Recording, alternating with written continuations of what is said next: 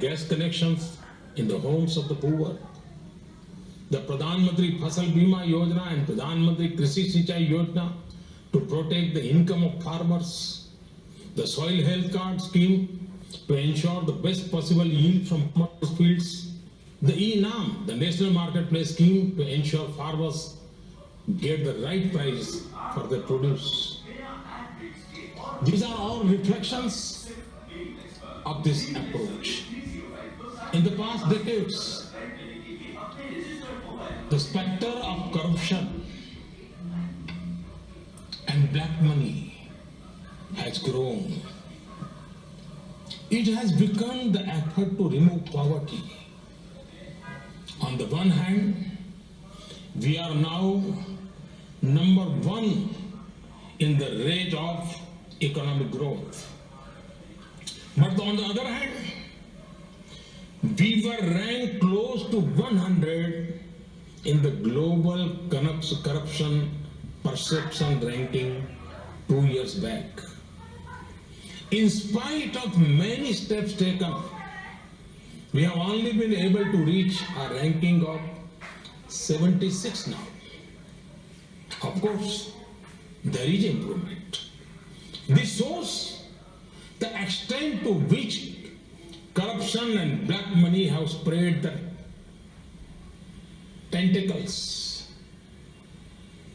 The evil of corruption has been spread by certain sections of society for their selfish interests. They have ignored the poor and cornered the benefits. Some people have misused their office for personal gain. On the other hand, honest people have fought against the evil. Crores of common men and women have lived this life with integrity. We hear about poor auto rickshaw drivers returning gold ornaments left in the vehicles to their rightful owners. We heard about taxi drivers who take pains to locate the owners of the cell phones left behind. We hear vegetable vendors who return excess money given by customers. There comes a time in the history of country's development when a need is felt for a strong and decisive step. For years, this country has felt that corruption, black money, and terrorism are fostering source holding us back in the race towards development. Terrorism is a frightening threat. So many have lost their lives because of it. But have you ever thought about how these terrorists get that money? Enemies from across the border run their operations using fake currency notes. This has been going on for years. Many times, those using fake 500 and 1000 rupee notes have been caught and many such notes have been seized.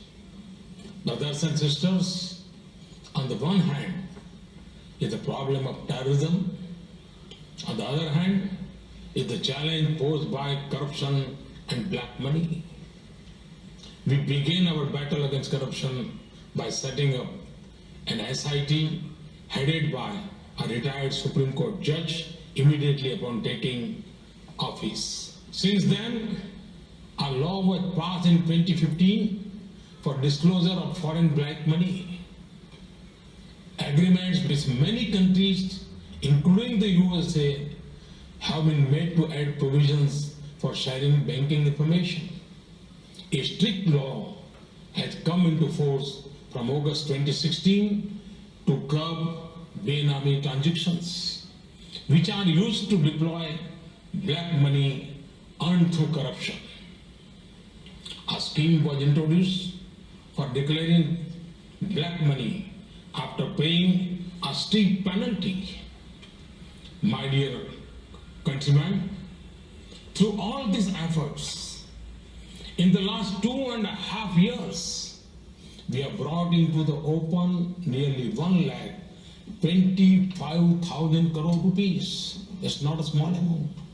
1,25,000 crore rupees of black money belonging to the corrupt. Honest citizens want this fight against corruption, black money, Benami property, terrorism, and counterfeiting to continue.